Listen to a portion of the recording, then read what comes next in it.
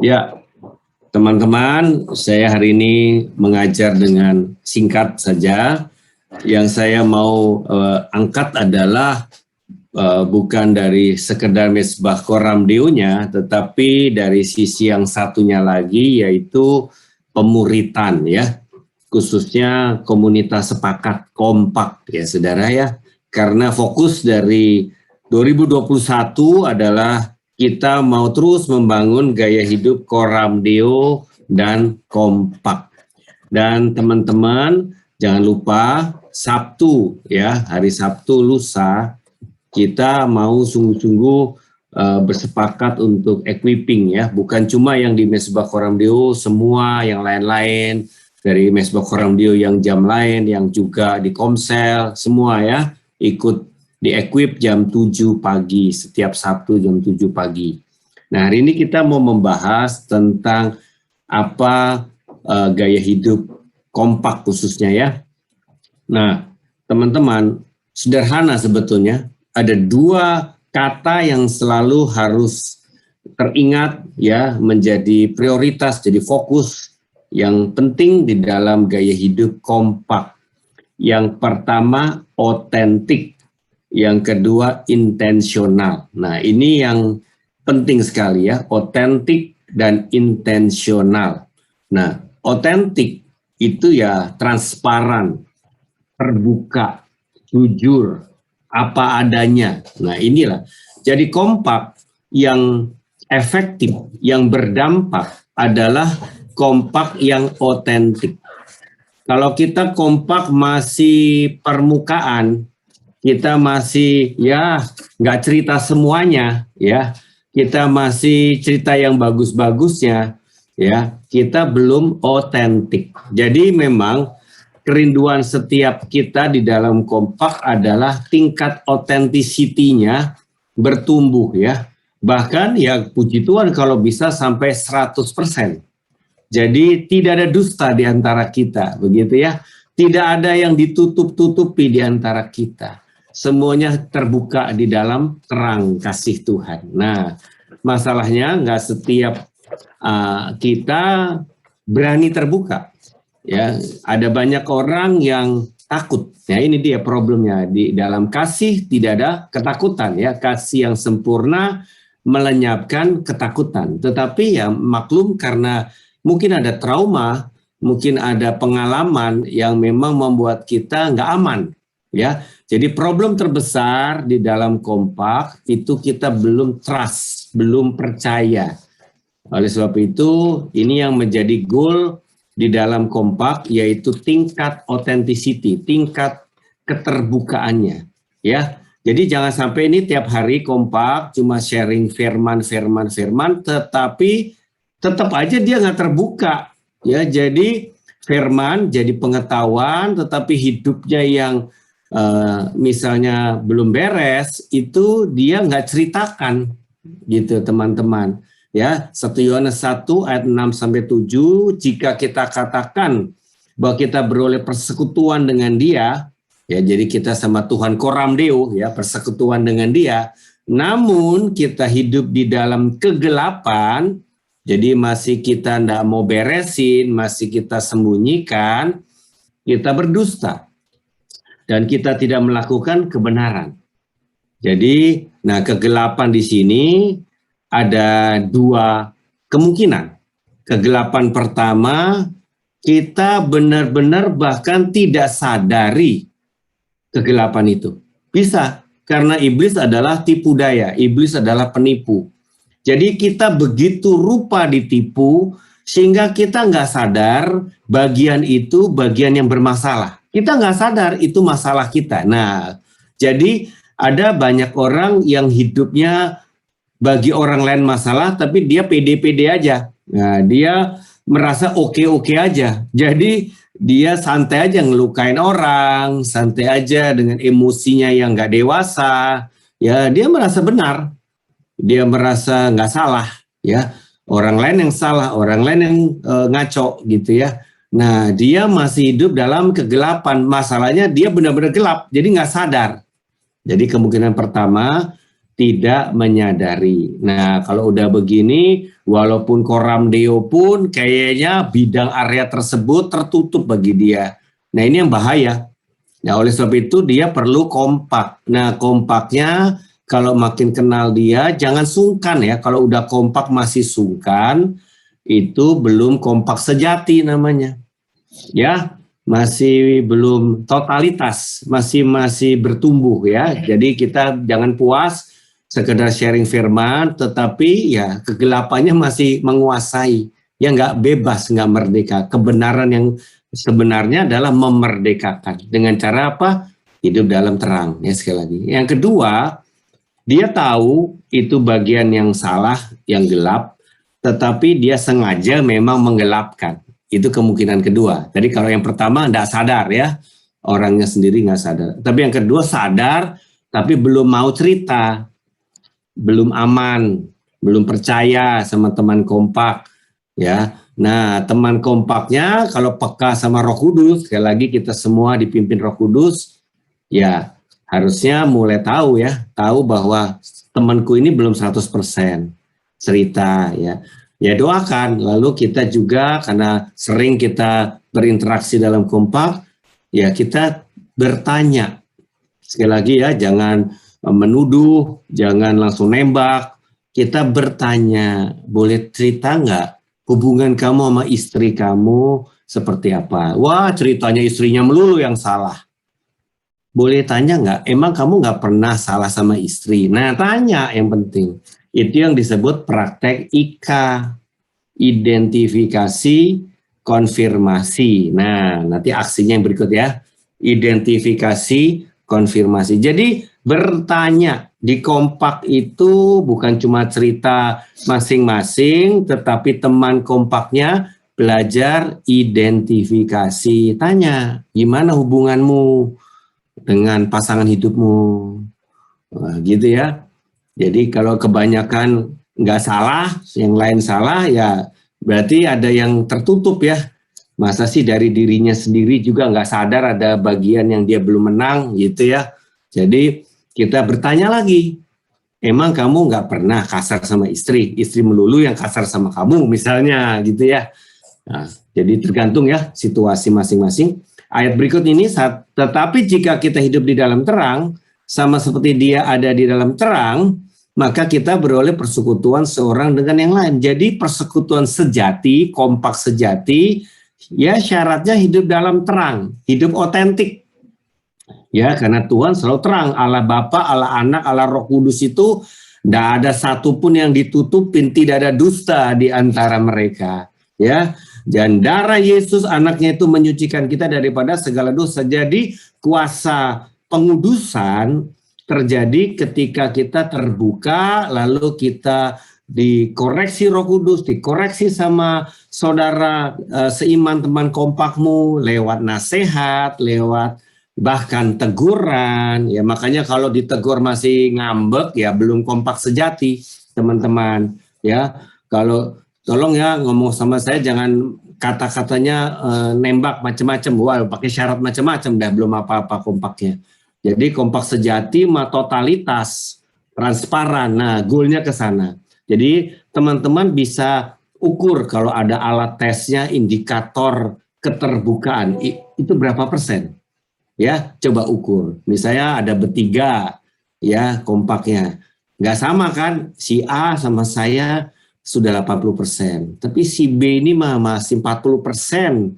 Ya, kayaknya ceritanya bagus-bagus melulu, nggak pernah ada yang ini. Dia kayaknya tutup-tutupi rasanya nih. Nah, kita bisa rasa.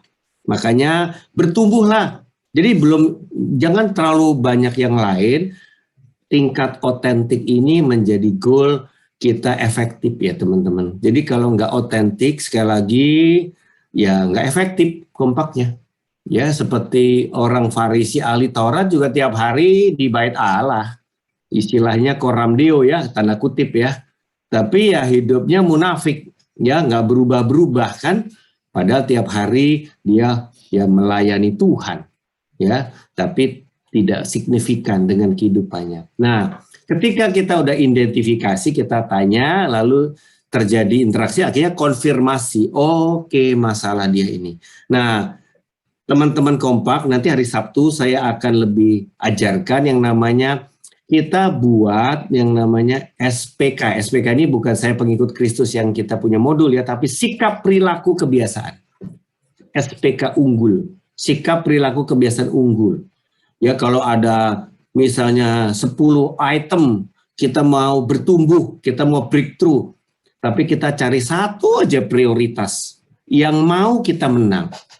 Ya, kalau saya jujur aja ya, di hadapan teman-teman, walaupun saya penatua, saya juga masih belum sempurna, saya masih proses bertumbuh, saya punya SPK unggul ya, nggak cepat bereaksi, khususnya kepada istri. Nah ini SPK unggul saya ya, bereaksi emosional kepada istri.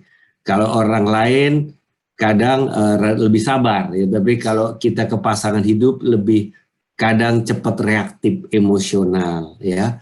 Nah memang teman-teman yang kenal saya ya, saya kadang kalau kepancing kadang kalah ya, rada judes gitu ya.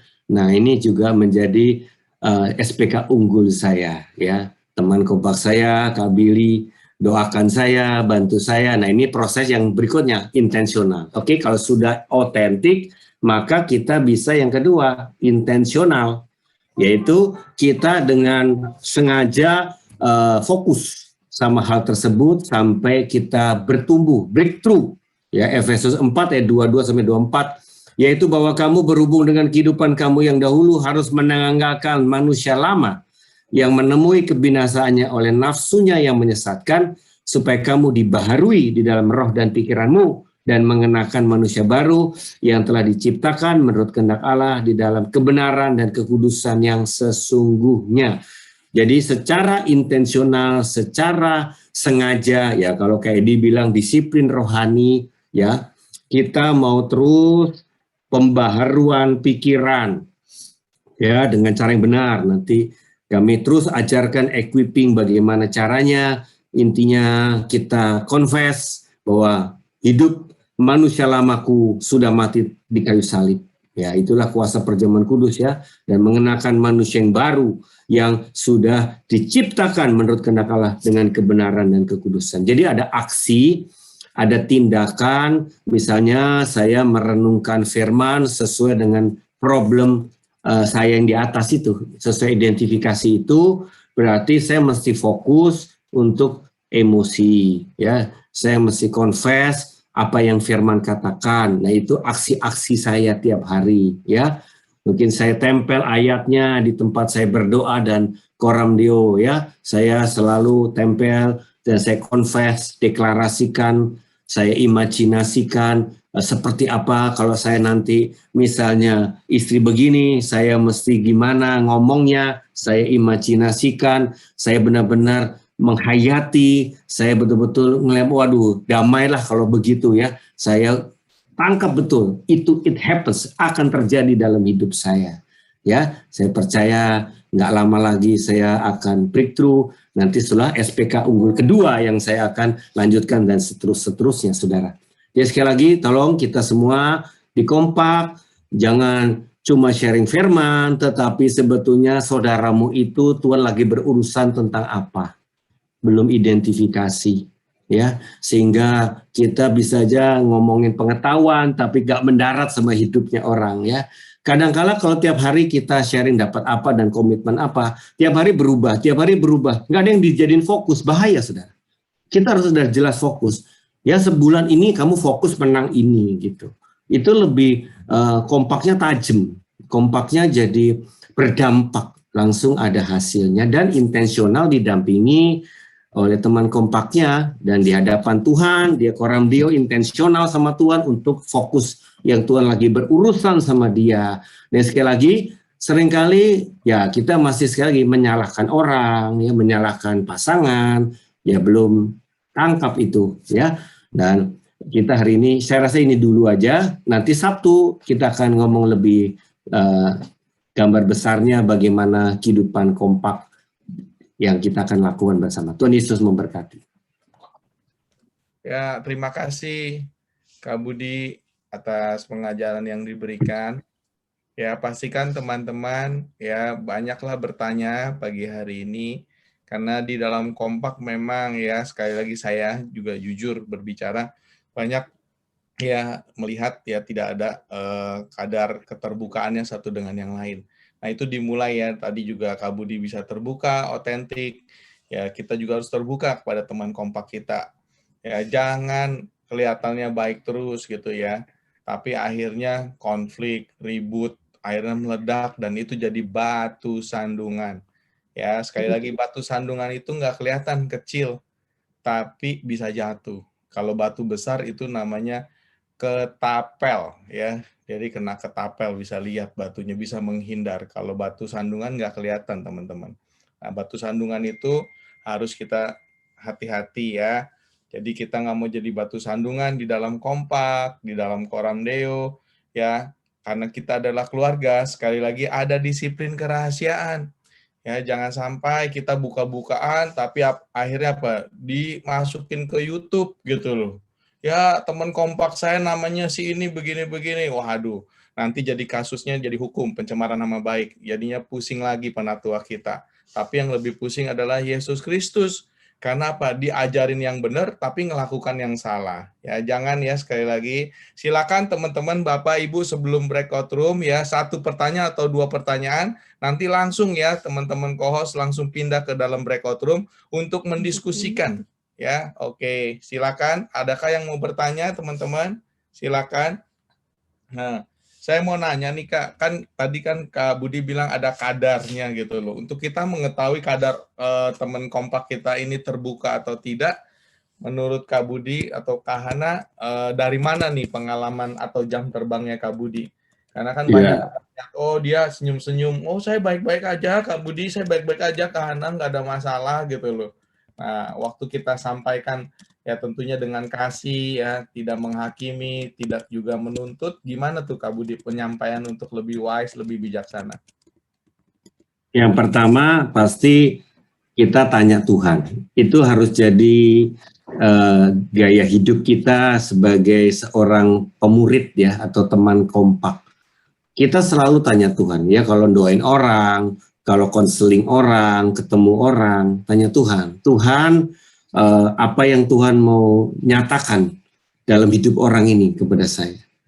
Adakah yang tersembunyi Tuhan? Nyatakan Tuhan. Pertama ya pasti saya tanya Tuhan. Kedua, ya ada pertanyaan-pertanyaan yang standar ya, kita mau tahu dulu secara umum, misalnya menikah, tidak menikah, lalu kerja atau belum bekerja, atau sedang menganggur, atau apa ya, secara umum lah ya, bagaimana, lalu kita bertanya, kira-kira kita udah dapat gambaran kehidupannya dia secara umum ya, kalau itu aja masih bohong, ya udah repot ya, misalnya kalau yang bohong ya nggak ngaku udah menikah, saya masih single, nggak taunya dia lagi pisah memang ya, padahal udah menikah kan, beda dong pisah ya belum cerai gitu sama single, nah itu kan bohong ya, kayak gitu udah bahaya dah kalau udah gitu ya, ya mau gimana ditolong gitu ya, tapi ya kita data umum mesti ya harusnya jujur. Nah tetapi sekali lagi kalau tentang blocking yang membutakan, menutupi dia, ada yang dia sadar, ada yang dia nggak sadar. Ini masalahnya. Jadi banyak orang betul-betul ya kalau udah tingkat bebal nggak sadar loh, bener-bener nggak sadar dia tuh ada salahnya gitu. Ya ini kita minta Roh Kudus bicara lewat ngobrol-ngobrol kita temu. Nah pelan-pelan biasanya ya sekali lagi saya mau transformasi hati dia. Kenapa? Kalau dia nggak sadar ya dia sendiri dibutakan. Jadi kita ngobrol-ngobrol, kita singkapkan. Ngobrol-ngobrol, kamu tuh sebetulnya masalahnya bukan soal ini, masa lalu kamu. Oh gitu ya Kak, karena kalau ngomongin latar belakang, itu nggak nembak kepada konfliknya yang lagi sekarang. Itu membuat kita tidak seperti cenderung menghakimi. Tapi kita kayak dokter, mendiagnosa lalu ketahuan sakitnya. Semua pasien juga senang, oh ternyata sakit saya apa gitu. Jadi nggak menyalahkan, tetapi dia pun kan korban dari masa lalu dia. Jadi dia tidak disalahkan, tapi dia disingkapkan. Nah ini penting. Bukan disalahkan ya, disingkapkan. Nah, orang seneng lah, wah kebuka. Pantas ya Kak, saya nggak menang-menang ya Kak. Oh gitu, doain saya dong. Nah, udah, itu keterbukaan yang tentang latar belakang itu keterbukaan penting. Makanya jangan terbuka yang lain-lain. Kalau bisa nemuin tentang akar penyebab latar belakang dia, kenapa dia hari ini trouble, itu sesuatu otentik yang murni, yang betul-betul efektif. Itu aja sih, Yongki. Jadi jangan melebar, tetapi satu hal kita masuk dulu. Jadi jangan perlu semua tahu hidupnya, nggak juga selalu begitu, ada bertahap. Tapi kalau udah satu kebuka, Tuhan kan pimpin ya, kairosnya Tuhan, Tuhan blow up, Tuhan nyatakan satu hal. Nah, Tuhan mau beresin satu hal ini, langsung didalemin. Itu masukan saya. Jadi jangan melebar kemana-mana, mendingan satu yang disingkapkan diberesin satu. Kalau orang kompleks, tidak semua diberesin semua kan, pusing juga kan, wah ini ruwet-ruwet, uang nganggur, mau diceraiin, anak berontak, banyak banget masalahnya. Nah, kita di hadapan Tuhan, Tuhan punya desain untuk membereskan hidupnya. Satu apa Tuhan? Satu dulu aja mau diberesin. Tuhan biasanya singkapkan. Ya, setuju Kak, saya setuju, peneguhkan ya, meneguhkan. Satu dulu ya teman-teman. Jangan dikasih langsung 100 ya sama Kak Budi sama Kak Hana kalau lagi mau transformasi hati. Pasti dimulai dari satu teman-teman ya. Jadi seperti Petrus ya. Petrus ditanyanya 3 kali, apakah engkau mengasihi aku? Sampai 3 kali ditanya. Kadang-kadang ya nanti kalau teman-teman ditanya di dalam kompak, jangan bilang begini teman-teman. Udah deh jangan banyak-banyak tanya. Udah benerin aja nih hati saya. Benerin hati istri saya nih. Istri saya nggak bener nih. Tolong deh benerin deh. Jangan benerin saya gitu loh. Jadi gimana tuh Kak Budi kalau tuntut menuntut nih? Ya dengan ngobrol kita mulai membimbing dia, menyadarkan dia supaya dia fokus sama apa yang sedang Tuhan mau kerjakan dalam hidupnya. Sekali lagi, jangan kalau kita dianggap lu kepo banget sih, enggak lah. Kita ini justru jadi sahabat, keluarga kamu.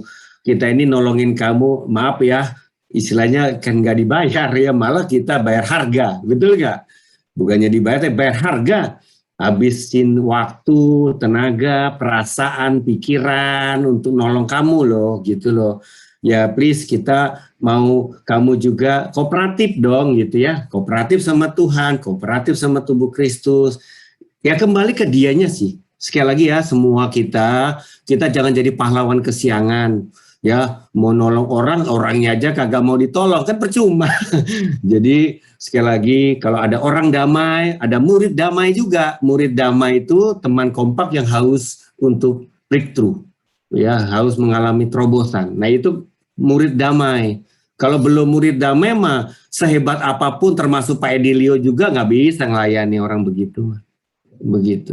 Ya, saya pun tahu kalau belum haus, istilah yang ngapain ditolong, kita juga capek lah dibohongin terus.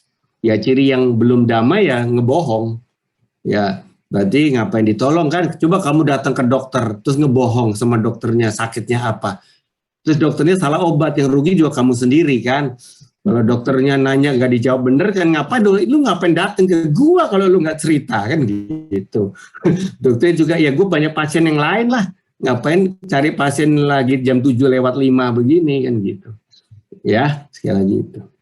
Iya, jadi nanti teman-teman jangan disalahin ya, nanti dibilang kompaknya malpraktek lagi ya. Jangan sampai ya kita disalahin ya, apalagi penatua nih malpraktek nih dalam transformasi hati. Bedanya salah, kasih obatnya salah, overdosis gitu loh. Padahal teman-teman ya sekali lagi otentik ya, sekali lagi otentik ya. Jadi jangan ada dusta di antara kita. Nah, ini ada pertanyaan nih, Kak Budi mau nanya. Kan katanya kompak disarankan maksimal 10 menit per orang untuk share firman. Kalau untuk terbuka lebih atau untuk lebih otentik, apa memungkinkan? Oke, tergantung tahapannya ya. Kalau saran saya, kalau kita baru kompak, kita masih tahapan membangun otentik ya.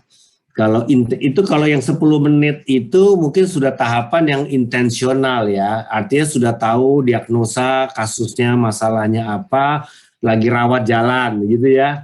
Oke, tapi kalau tingkat awal justru saran saya kita mau kenal. Oleh sebab itu kadang dalam pertemuan kompak kalau ada beberapa, ya satu orang dulu dah hari ini. ya kasih full 30 menit satu orang ini cerita gitu, karena kita belum kenal gitu ya. Nah ini kalau udah kenal, udah identifikasi, udah konfirmasi, nah lagi prosesnya aksi atau intensionalnya itu yang level cerita terus, yaitu maintain lah minum obatnya, atau berobat jalannya, itu kayak gitu ya. Ini analogi aja ya supaya gampang pahamnya. Tapi kalau kamu belum kenal, ya kalau awal-awal untuk sharing 10 menit mungkin untuk membiasakan dia belajar saat teduh ya.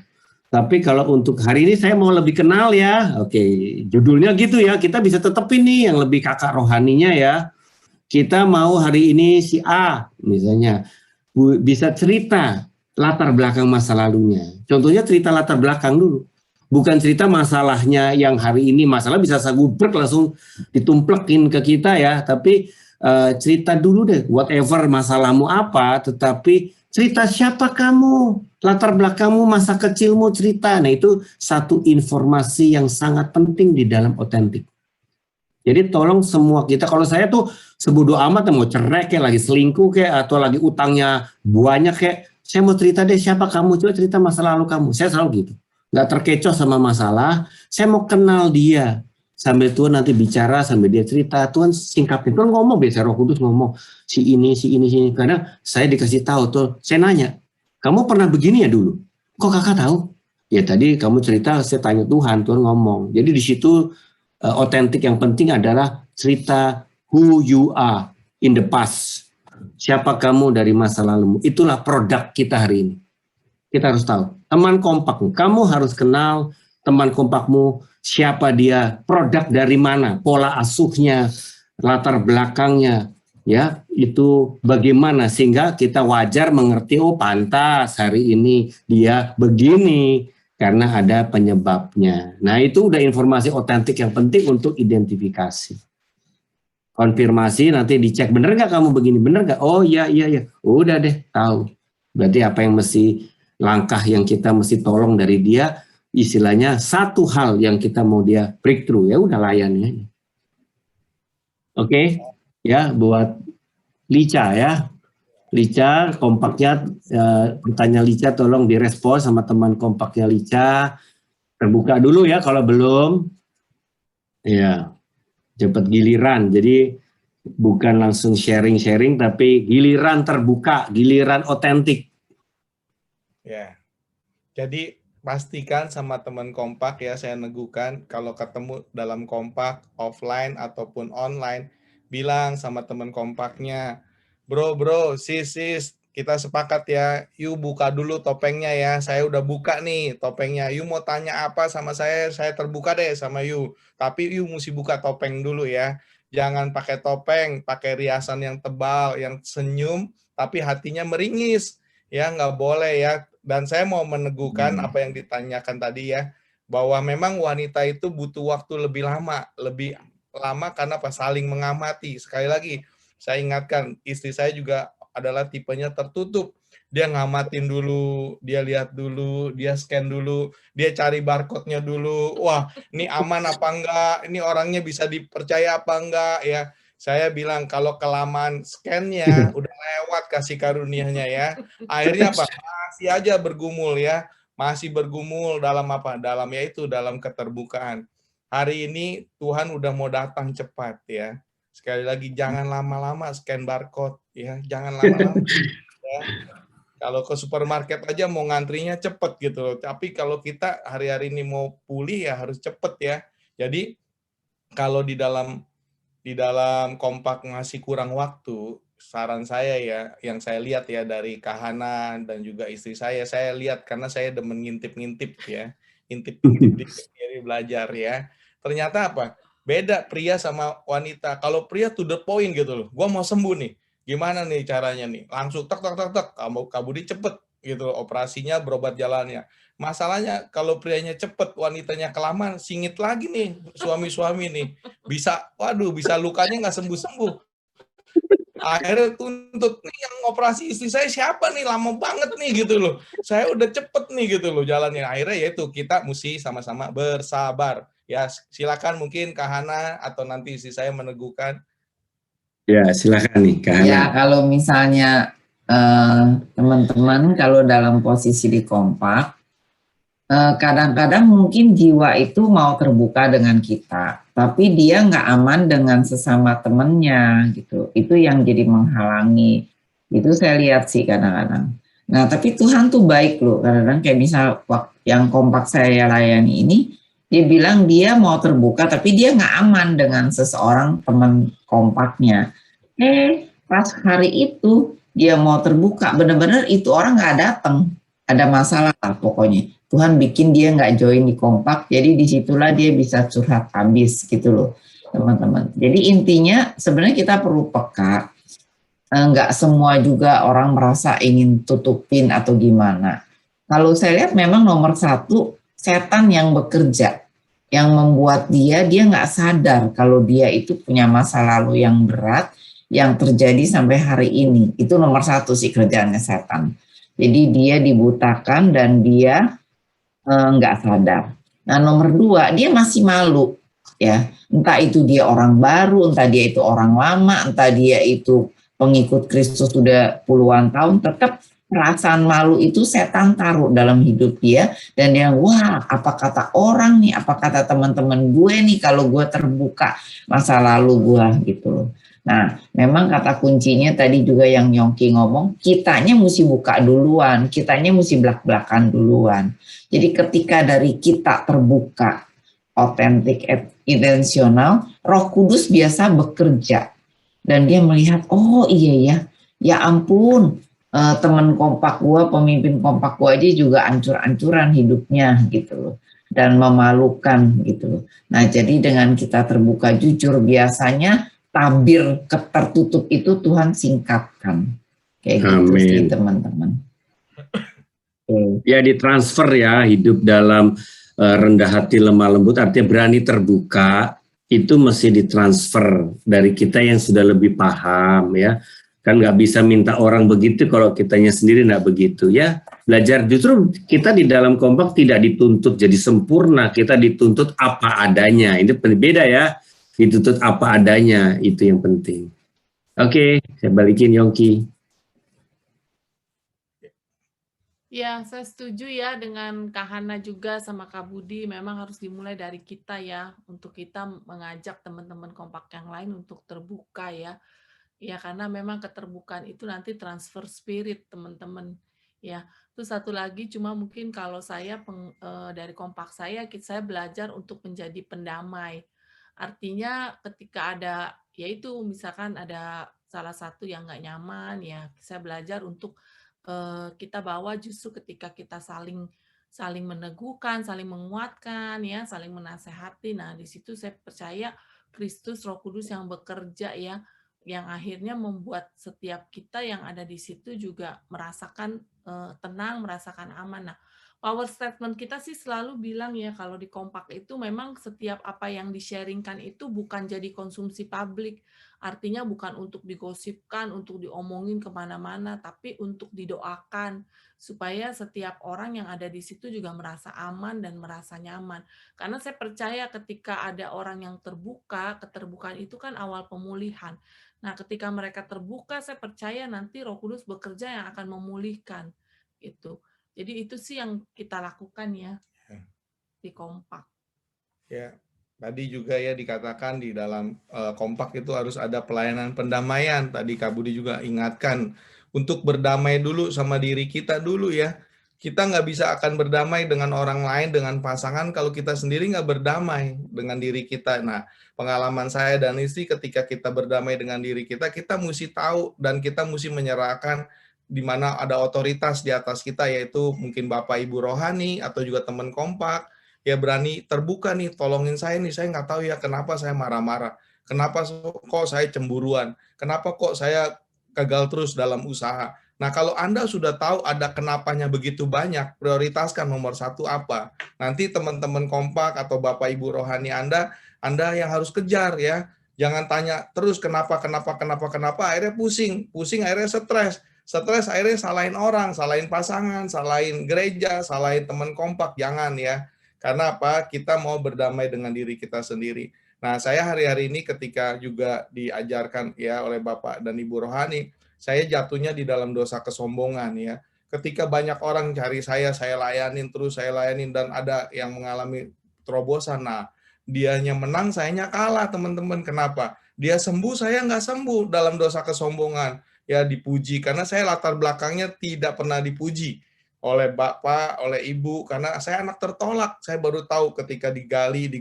Karena apa? Saya adalah anak daripada yang dijual kepada pembantu. Jadi saya nggak pernah dipuji. Saya selalu dipikir, ini anak nggak bagus lah gitu loh. Lahir 7 bulan, badannya kecil gitu loh. Pokoknya benar-benar nggak ditunjukkan lah gitu sama orang tua saya gitu loh. Akhirnya saya punya motivasi yang salah.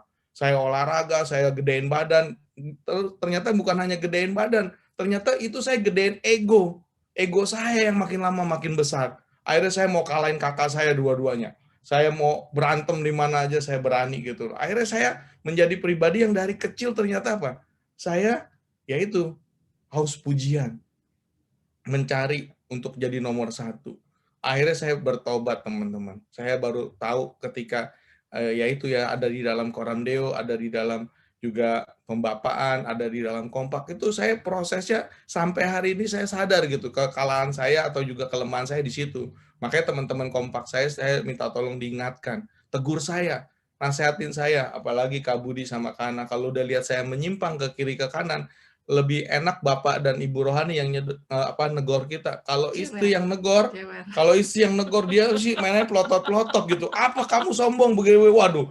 Karena apa? Menurut saya ya, dulu ya istri saya kurang bersyafaat, banyaknya negor, banyaknya kritik gitu. Kritiknya pedas, pakai cabai nomor 1 levelnya. Kamu nggak layak jadi pemimpin, kamu nggak bisa memimpin, kamu nggak pantas memimpin. Waduh, itu saya benar-benar deh. Itu bisa tambah meledak saya, teman-teman. Makanya carilah orang yang bijaksana, bukan itu bijaksana. kelainan kenabian, Yongki, cuma rada kebablasan. Kan makanan kalau nggak pakai cabai nggak enak ya Kak Hana ya. Iya, ya. Tanya tuh Kak Hana, kalau makan nggak pakai cabai nggak pedes ya Kak, nggak enak ya Kak. Sekali-sekali kasih yang pedes ya. Ya. Ini kebetulan nasibnya sama, istri-istrinya ya. Istri kita sama, Yongki. Ya. Tapi Vivio saya usul, mungkin Yongki itu perlu dipuji kayak kita minum antibiotik. Kalau minum antibiotik kan sehari 3 kali. Pujilah pacarmu, mantan pacarmu itu sehari 3 kali. Masalahnya Kak, Yongki itu udah dipuji 3 kali, mintanya 6 kali Kak, dia Kak. Oh my God. Waduh. Ini dosisnya udah keburu tinggi nih ya. Iya Kak, makanya. Ya, jadi teman-teman kalau mau menang dari dosa kesombongan, ini pengalaman saya ya, teman-teman juga doain saya, jadilah teman kompak ya. Jadi ketika kita nggak bisa sendirian, jadi tetap teman-teman harus berdua bertiga. Jadi kalau dia ngalamin kesembuhan, dia ngalamin pemulihan, bukan saya, bukan juga dia, tapi Kristus di tengah-tengah kita, Kristus di antara kita, dan Kristus di dalam kita. Jadi disitulah saya 2020 itu saya baru toeng gitu ya, bahwa kepala lah yang berekspresi. Ya, silakan Ibu Ingrid, ada yang mau tanya atau meneguhkan? Ya. Selamat pagi Kak Budi, Kak Hana. Kalau tadi kalau Yongki tadi kesombongannya setelah diusut masa lalunya tertolak. Ada nggak kesombongan berakibat yang lain, Kak? Terima kasih. Oh, banyak. Maksudnya efek dari ya sumbernya yang lain, Kak. Jadi kan semua masalah itu kecenderungannya ada akibatnya 2 secara umum ya. Kalau yang satu jadi sombong artinya dia pembelaan diri. Betul ya, pembelaan diri, pembuktian diri. Nah, itu jadi sombong. Tapi kalau yang dia ke dalam itu jadi minder. Minder jadi merasa malu gitu ya. Ya minder lah ya. Tapi ya sama, dua-duanya tidak fokus ke Tuhan, tapi fokusnya ke dirinya yang luka. Jadi kalau dia yang ekstrovert, larinya ya kan Yongki intim ya, ekstrovert keluar, jadi kesombongan.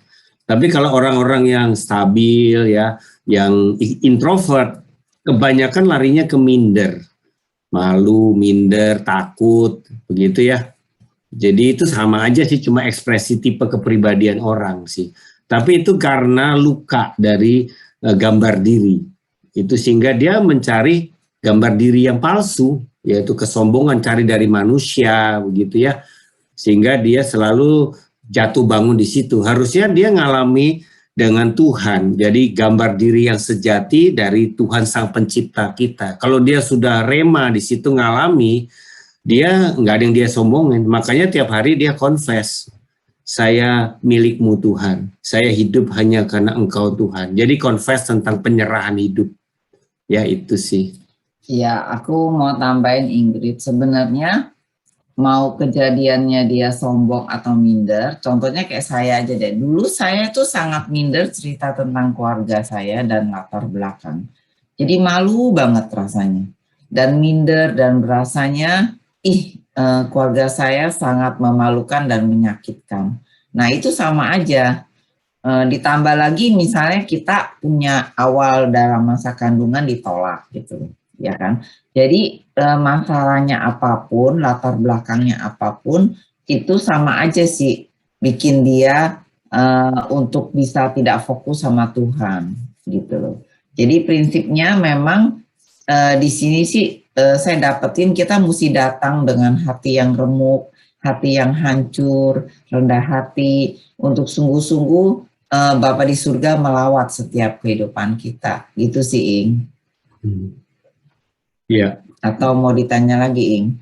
Terima kasih. Kalau seperti contoh kayak Yongki sama Sisil tadi kan, Yongki tidak bisa terima apa yang dikasih tahu sama Sisil. Ini contoh aja nih ya, Yongki masalahnya. Apa-apa, ya, is okay. Jadi yang salah itu Yongki apa Sisil ya?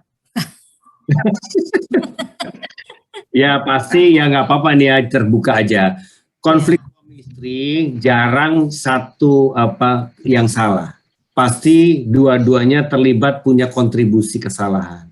Jadi kalau konflik pernikahan ya hampir-hampir mustahil lah hanya satu pihak yang salah. Rata-rata punya kontribusi kedua belah pihak.